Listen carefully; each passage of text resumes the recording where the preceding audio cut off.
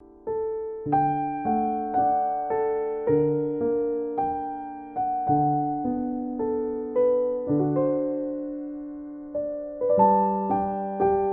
주신 말씀을 통해서 땅이 아니라 하늘을 향하라는 제목으로 함께 말씀을 나누려고 합니다. 유머입니다. 어느 나라에 남편감, 신랑감을 파는 백화점이 문을 열었습니다. 그런데 한 가지 조건이 있었어요. 어떤 조건이냐면 절대로 한번 올라가면 아래층으로 내려갈 수 없다라는 조건이었습니다. 많은 미혼 여성들이 남편감을 사려고 백화점에 쇼핑을 왔습니다. 1층을 봤더니 좋은 신랑감들이 거기에 있는 거예요. 좋은 직장을 가지고 있는 남편감들이었습니다. 그런데 거기에 만족하지 못하고 2층에는 더 좋은 신랑감이 있을 거야 하고 기대감을 가지고 2층으로 올라갔습니다. 그런데 2층에 올라갔더니 정말로 좋은 직장을 가진 남자, 돈을 잘 벌고 잘생긴 남자들이 진열이 되어 있는 거예요. 와, 좋다. 거기에 만족했으면 좋겠는데 거기에 만족하지 못하고 또 3층으로 올라갑니다. 3층에는 더 좋은 남자들이 있겠지 하고 기대함으로 올라간 것이죠. 올라갔더니 정말 돈도 많이 벌고 잘생겼고 집안까지 좋은 남자들이 있는 거예요. 그래서 와, 정말 좋다 하고 거기에서 만족했으면 좋겠는데 이 여자분들이 만족을 못합니다. 그래서 4층에는 더 좋은 남자가 있겠지 생각을 하고 4층으로 이제 올라갔어요. 그랬더니 정말 1층부터 3층까지의 모든 조건을 갖추고 있고 로맨틱하기까지 한 남자들이 거기에 진열이 되어 있는 거예요. 말하면 명품 남자들이 거기에 있는 것이죠. 그래서 와, 정말 좋다 라고 거기에서 만족했으면 좋겠는데 5층에는 더 좋은 게 있겠지라는 기대감을 가지고 4층을 내려놓고 이제 5층으로 올라갔습니다. 올라갔는데 어떻게 됐을까요? 5층에 갔더니 2월 상품 70% 할인 이런 사람들만 모여 있는 거예요. 그러니까 그동안 안 팔린 남자들만 그 5층에 다 모아놓은 곳이죠. 그런데 아이러니하게도요, 여자분들이 5층에 가득하더랍니다. 무슨 말입니까? 1층부터 4층까지는 만족하지 못하고 5층으로 올라오게 된 거예요. 그런데 5층에서 어떻게 됐어요? 다 그냥 거기에 걸린 것이죠. 사람의 욕심은 이와 같습니다. 만족함이 없는 것이죠. 그냥 조금만 더 내려놓고 욕심 내려놓고 만족했다라면 좋은 남편을 얻을 수 있었을 텐데 만족하지 못하고 계속 올라가다 보니까 결국은 어떻게 돼요? 아무것도 아닌 것들을 얻게 된다는 것이지요. 사람의 욕심에는 브레이크가 없다라는 말이 있습니다. 사람의 욕심이 한이 없고 자족을 모르고 욕심을 부린다는 것입니다. 여러분, 우리 믿음의 성도들은 욕심을 좀 내려놓았으면 좋겠습니다. 무엇인가를 잘해보려고 내가 원하는 욕심만큼 잘해보려고 하다가 못하니까 실패했다고 또 실망하잖아요. 그런 것들을 좀 내려놓았으면 좋겠어요. 그래서 욕심을 내려놓고 자족하는 삶, 그 자족하는 삶을 통해서 후회 없는 삶을 살아가시기를 주님의 이름으로 축원합니다. 이스라엘 백성들은 자족을 모르는 사람들이었습니다. 이스라엘 자손들이 홍해 앞에서 죽게 되었다고 원망하지요. 그래도 하나님께서 홍해까지 이끌어 주셨는데 자족하지 못한 것입니다. 또한 수르 광야에서 물이 없어서 죽게 되었다라고 원망했습니다. 마라에 쓴 물이지만 그래도 쓴 물이지만 물을 주신 하나님 앞에 감사하지 못했고 원망했던 것이죠. 오늘 말씀에는 신광야에서 먹을 것이 없다라고 하나님을 또 원망하는 모습을 발견하게 됩니다. 지금까지 출애굽을 시키셔서 홍해를 건너게 하시고 마라의 쓴물을 걸쳐서 여기까지 인도하신 하나님이 계시는데 그들은 또 그 자리가 원망의 자리가 되고 말았습니다. 모세와 아론을 향해서 원망합니다. 그리고 하나님을 향해서 원망합니다. 여러분, 여기에서 이스라엘 백성들의 무엇을 발견하게 되냐면 욕심을 발견하게 되는 거예요. 계속해서 무언가 욕심을 냅니다. 자족하지를 못하는 거예요. 여러분, 이스라엘 백성들이 원망했던 진짜 이유가 무엇일까요? 진짜 이유는 물이 없어서도 아니고 먹을 것이 없어서가 아닙니다. 무엇이냐면 전능하신 하나님을 보지 못했기 때문에 원망한 거예요. 그들이 만약에 현실 앞에 문제만 보는 것이 아니라 그 문제를 해결하시는 하나님을 볼 수 있었다면 그들은 원망하지 않았을 겁니다. 그런데 그들은 뭐만 봤어요? 문제만 본 거예요. 어려움만 본 거예요. 힘든 것만 본 거예요. 그러다 보니까 그들이 원망할 수밖에 없었어요. 그렇지만 그 모든 문제를 해결하실 하나님을 본다면 그들은 원망하지 않았을 겁니다. 여러분은 어떻습니까? 여러분의 환경을 보면서 나는 왜 이 정도밖에 안 되고 나는 왜 이렇게 힘들어? 하면서 계속해서 원망하고 계시지 않았습니까? 왜인 줄 아십니까? 하나님을 보지 못하기 때문에 원망하는 거예요. 능력의 선지자였던 엘리야 선지자도 한때는 하나님을 보지 못했던 적이 있었습니다. 갈멜산에서 바알 선지자 450명과 영적 전쟁을 했어요. 그럼을 통해서 하나님께 기도했더니 제단에 불이 내려서 승리를 맛보았습니다. 또한 3년 6개월 동안 내리지 않던 비를 기도함을 통해서 내리는 역사도 경험했습니다. 그런데요, 이 기도의 능력자 엘리야조차도 하나님을 보지 못하니까 실족합니다. 이세벨이 너 내일이면 죽는다 라고 협박을 해요.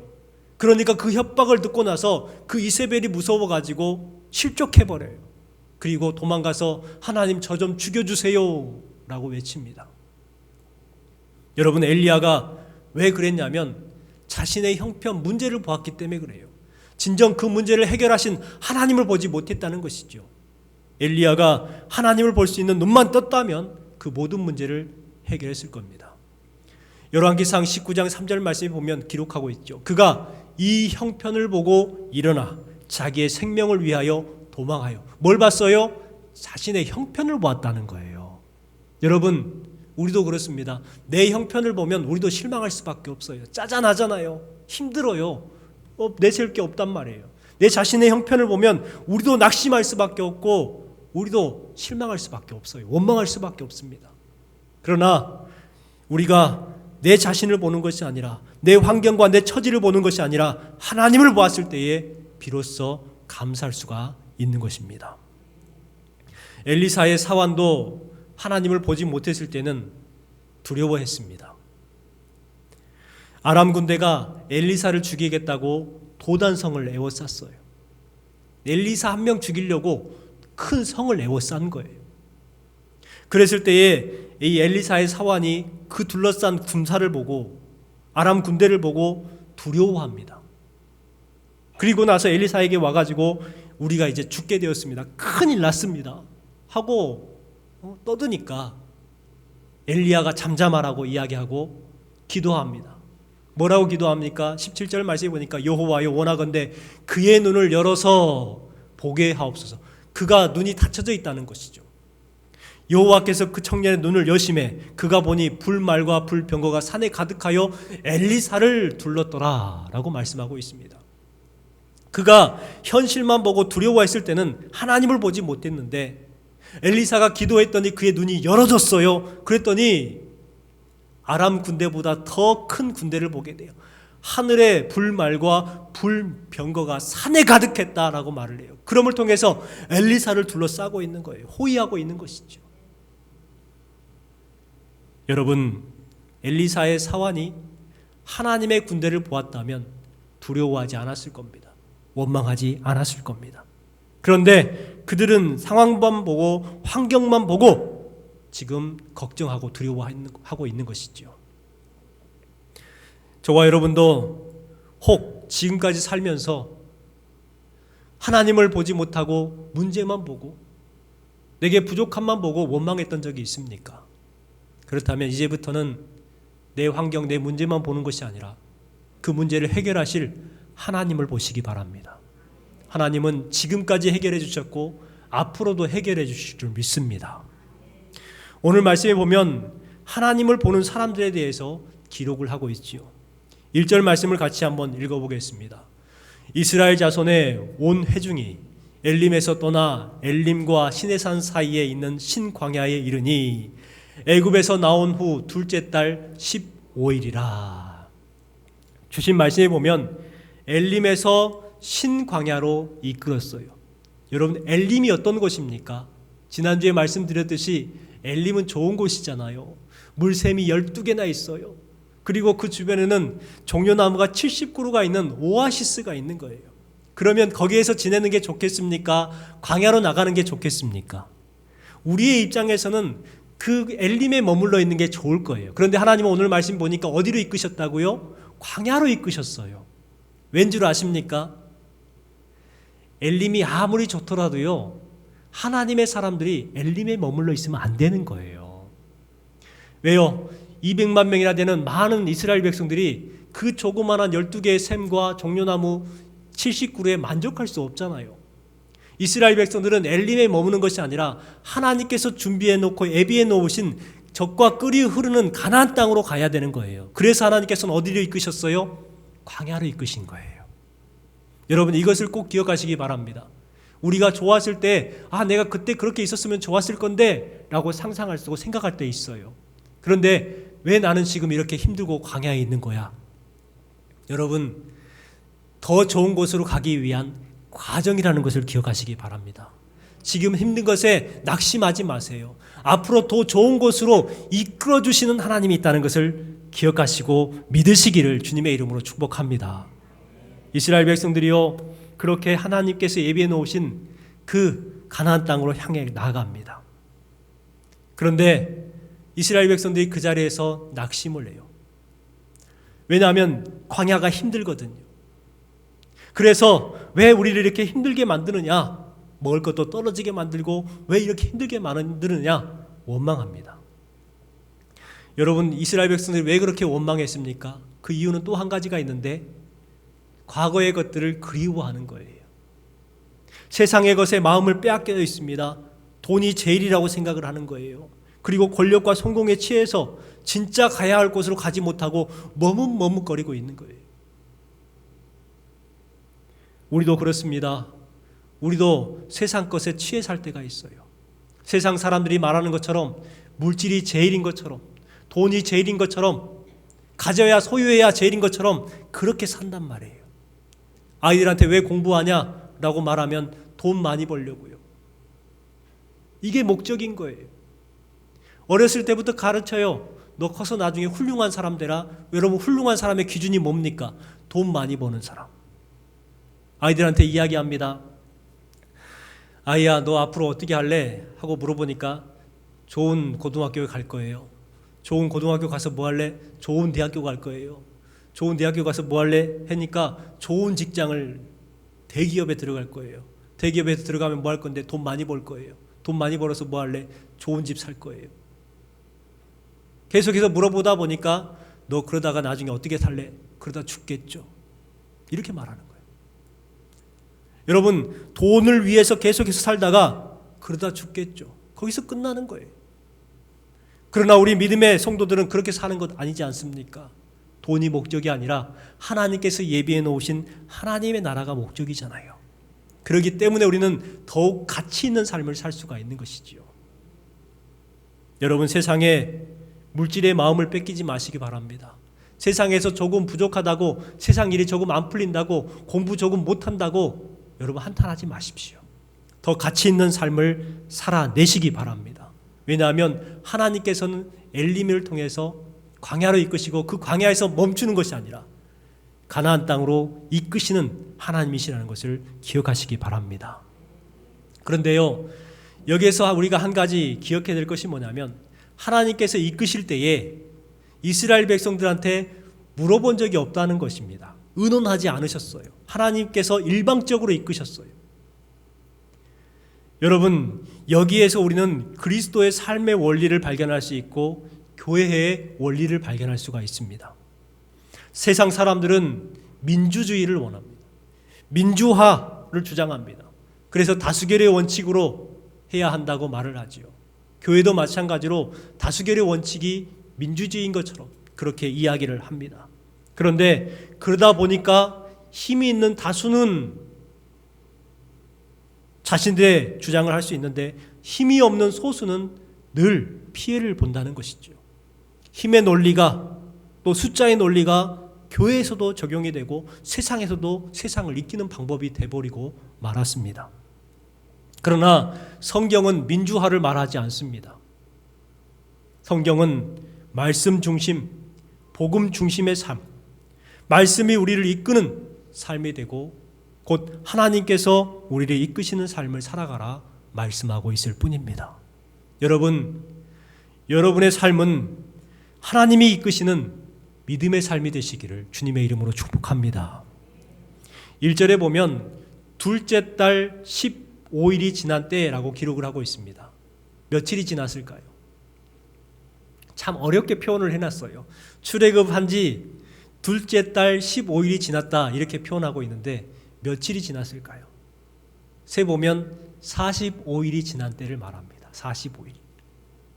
자, 45일이 지났을 때에 그들이 걷게 된 곳이 어디냐면 신광야라는 곳이에요. 신광야의 뜻이 뭘까요? 좋은 뜻일까요? 나쁜 뜻일까요? 제가 볼 때는 지금까지 광야에 대한 좋은 뜻이 하나도 없었던 것 같아요.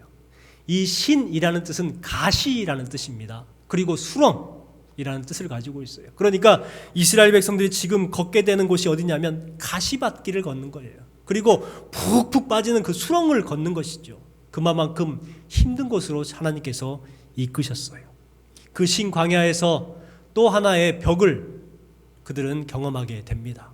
어떤 벽이었냐면 2절과 3절 말씀에 보니까 음식이 떨어진 거예요. 그동안 그 애굽에서 가지고 나왔던 음식을 아끼고 전략해서 먹었던 것 같아요. 45일 동안 먹은 거죠. 그런데 이제는 모든 것이 다 떨어져 버렸어요.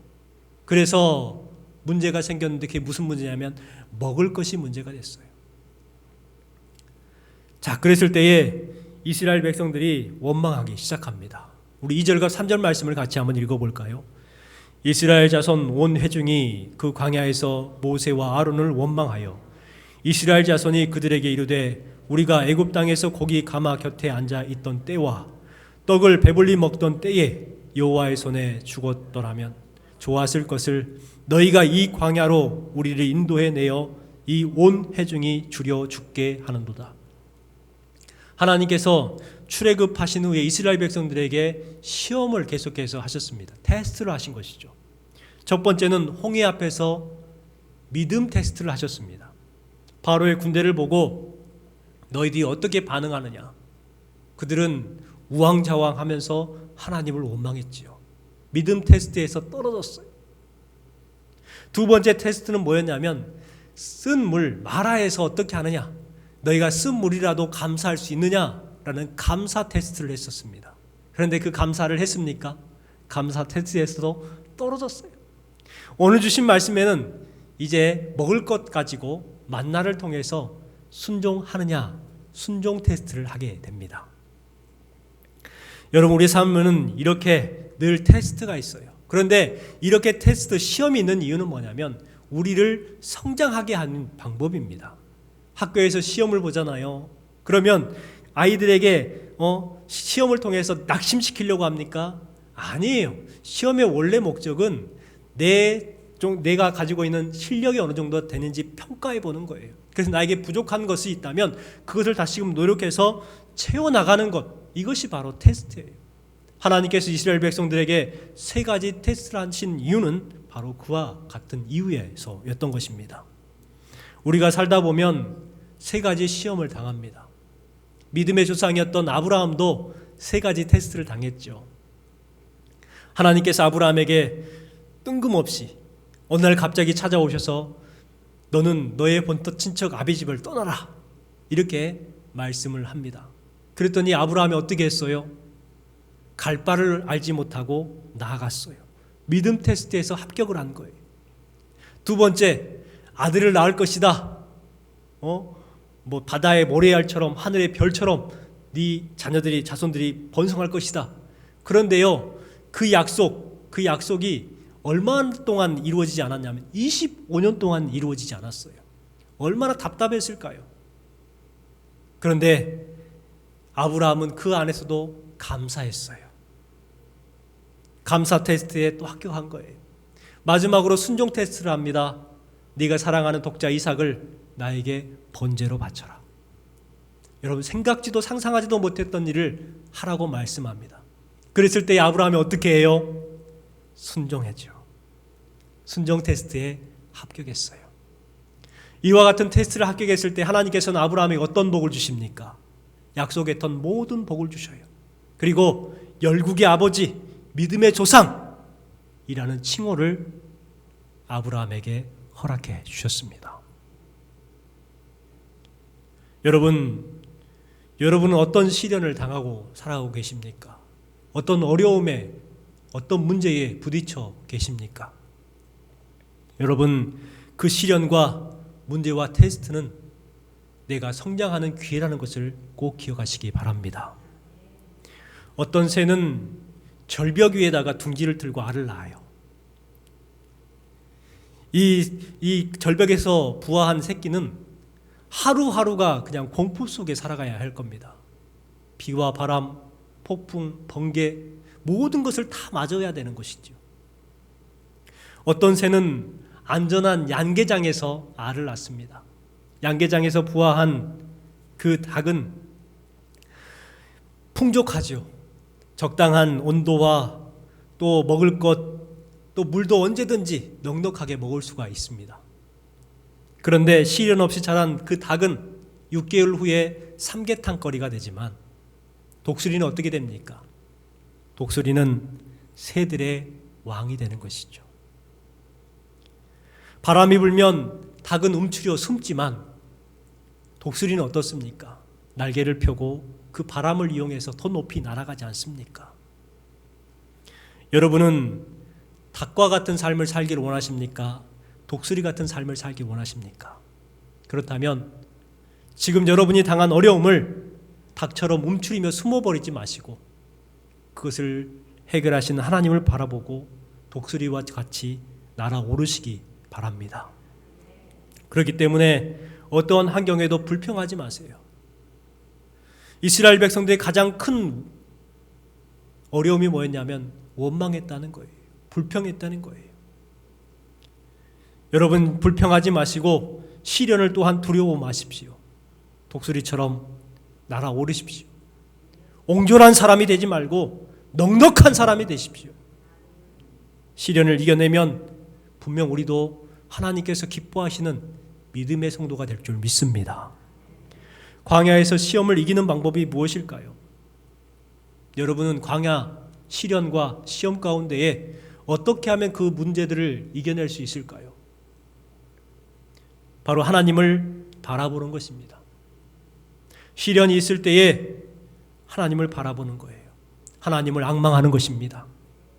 하나님께 소망을 두는 거예요. 이것이 시련을 이겨내는 것입니다. 우리는 시련을 이겨내는 방법을 세상에서 찾아요. 좋은 사람들 만남을 통해서 문제를 해결받기를 원합니다. 그런데 우리 믿음의 성도들은 시험과 시련을 해결하기 위해서 가장 중요한 것, 하나님을 바라보는 거예요.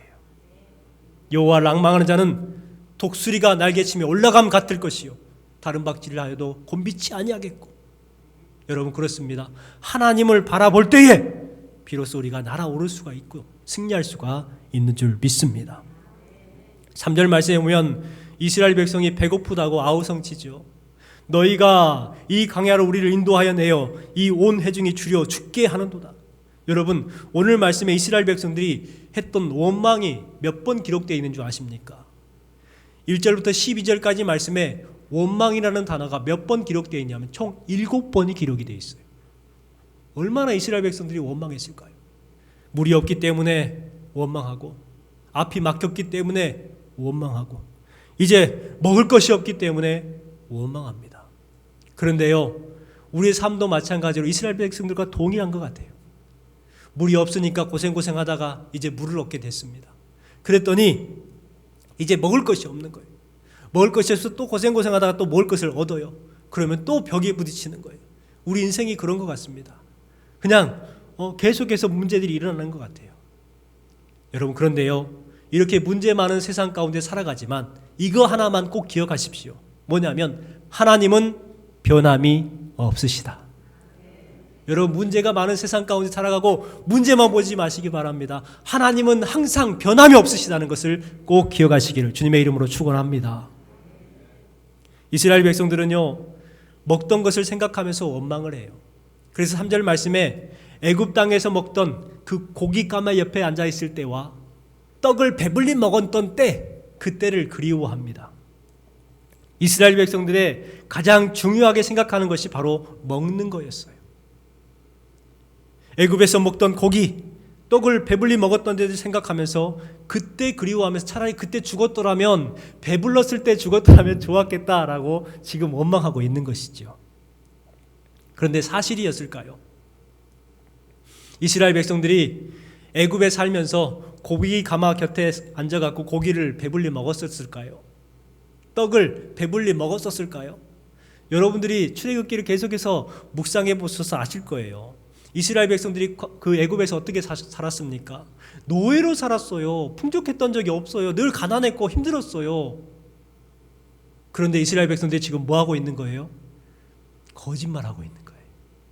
여러분, 사람들은요, 원망할 때 확대 해석을 한다는 것을 꼭 알아야 합니다. 원망할 때 보면은 과장시켜요.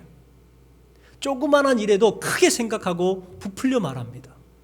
애굽에서 고기를 풍족하게 먹었던 적도 없었고 떡을 배불리 먹었던 적도 없는데 그때 배불렀을 때 차라리 죽었더라면 좋았겠다. 여러분, 말도 안 되는 원망을 하고 있는 것이죠. 우리도 그렇습니다. 원망하다 보면은 그 원망거리가 점점 커지게 보이는 거, 크게 보이는 거예요. 그런데 원망하지 않고 보면은요, 그것은 별것 아닌 것이 되는 거예요. 그렇기 때문에 원망거리도 삼지 마시고 감사거리도 삼으시기를 주님의 이름으로 축복합니다. 그러면요, 그 원망거리는요, 아무것도 아니게 되는 것이죠. 사람들은 눈에 보이는 것으로 해석하려고 합니다. 눈으로 해석하면은요, 원망할 수밖에 없어요. 그러면 눈이 그의 인생을 결정하게 되는 것이죠. 우리 믿음의 성도들은 눈으로 해석해서 안 됩니다. 눈으로 여러분의 인생을 결정해서는 안 됩니다. 무엇으로 결정해야 되냐면 믿음으로 보아야 되는 거예요. 믿음으로 보고 믿음으로 여러분의 인생을 결정하시기 바랍니다. 그러면은요, 하나님의 이끄심을 경험하게 되는 것이죠. 오늘 말씀의 모세는 수많은 원망 소리를 들었습니다. 그런데 그 원망을 당하나 개의치를 않아요. 백성들이 토해내는 불평에 덩달아서 끌려다니지도 않았습니다. 그냥 스폰지처럼 그들의 원망을 받아들여요. 어떻게 이게 가능했을까? 모세와 아론도 사람인데 어떻게 그 원망 소리를 다 받아들일 수 있었을까? 그 이유가 무엇인 줄 아십니까? 바로 그들은 믿음으로 해석했기 때문입니다. 그들은 그 원망하는 이스라엘 백성들을 본 것이 아니라 하나님을 보았던 거예요. 그리고 하나님의 말씀을 들었습니다. 6절과 7절 말씀에 보면 모세와 아론이 이스라엘 백성들에게 선포합니다. 우리 같이 한번 읽어볼까요? 모세와 아론이 온 이스라엘 자손에게 이르되 저녁이 되면 너희가 여호와께서 너희를 애굽 땅에서 인도하여 내셨음을 알 것이요 아침에는 너희가 여호와의 영광을 보리니. 이스라엘 백성들이 원망하고 있을 때에 모세는 무엇을 봤냐면 여호와의 영광을 봤어요. 여러분은 어떻습니까? 이스라엘 백성들처럼 땅을 보고 원망하고 한탄하면서 그렇게 살아가고 계십니까? 아니면 비록 땅에 살지만 하늘을 바라보며 하나님의 영광을 나타내고 있으십니까? 여러분, 만나를 통해서 우리에게 하고자 하는 말씀이 분명히 있을 겁니다. 간략하게 말씀을 드리려고 합니다. 첫 번째는 떨어지는 것이 은혜라는 것입니다. 이스라엘 백성들은 떨어졌다고 뭐 했어요? 원망했어요. 그런데 떨어졌기 때문에 무엇을 맛보게 된 거예요? 하늘의 만나를 맛보게 된 거예요. 여러분, 떨어지는 것을 두려워하지 마시기 바랍니다. 떨어졌을 때 하나님의 은혜를 경험하는 거예요. 내 것이 없어진다고, 내 것이 부족하다고 한탄하지 마십시오. 부족하기 때문에 하나님의 은혜를 기대하는 것이고 떨어졌기 때문에 하나님의 은혜를 받아 누리게 되는 줄 믿습니다. 두 번째는요, 하늘에서 만나가 내렸다는 거예요. 그냥 만나가 땅에서 솟아올랐다면 얼마나 좋았을까? 바람에 휘날리면서 이렇게 쏟아졌다면 얼마나 좋았을까? 왜 하필이면 하늘에서 4절 말씀처럼 하늘에서 양식이 비같이 내리니 라고 기록하고 있을까? 그 이유가 무엇일까요? 이스라엘 백성들은 그동안 땅에 있는 고기, 애굽의 고기를 최고의 가치로 삼았습니다. 그런데 이제부터는 어떻게 하라고요? 하늘의 양식을 최고의 가치로 삼으라는 거예요. 그들은 매일매일 어디로 바라봐야 됐을까요? 하늘을 바라보아야 했을 겁니다. 왜요? 하늘에서 양식이 내리기 때문에. 그동안에는 땅을 바라봤습니다. 땅에서 양식을 얻었기 때문에. 그러나 이제는 땅의 양식을 찾지 말고 하늘에서 내리는 하늘의 양식을 바라보아라 말씀하고 있는 것입니다. 땅을 보는 것이 아니라 하늘을 바라볼 수 있는 거룩한 성도가 되시기를 주님의 이름으로 축원합니다. 우리 함께 찬양하겠습니다.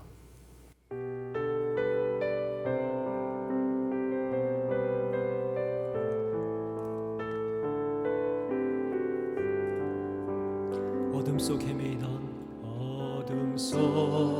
헤매이던 내 영혼 갈 길 몰라 방황할 때에 주의 십자가 영광의 그 빛이 나를 향해 비추어 주셨네. 주홍빛보다 더 붉은 내 죄 그리스도의 피로 씻기어 완전한 사랑 주님의 은혜로 새 생명 주께 얻었네. 은혜 아니면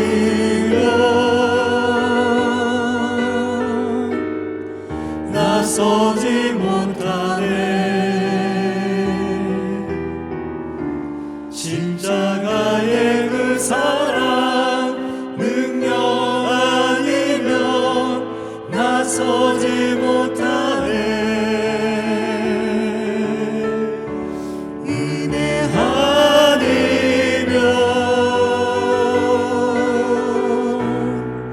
나서지 못하네. 놀라운 사랑 그대 아니면 나서지 못하네. 나의 노력과 의지가 아닌 나의 노력과 의지가 아닌 오직 주님의 그 뜻 안에서 의로운 자라 내게 말씀하셨네. 완전하신 그대로 은혜 아니면 나서지 못하네. 십자가의 그 사랑 능력 아니면 나서지 못하네. 은혜 아니면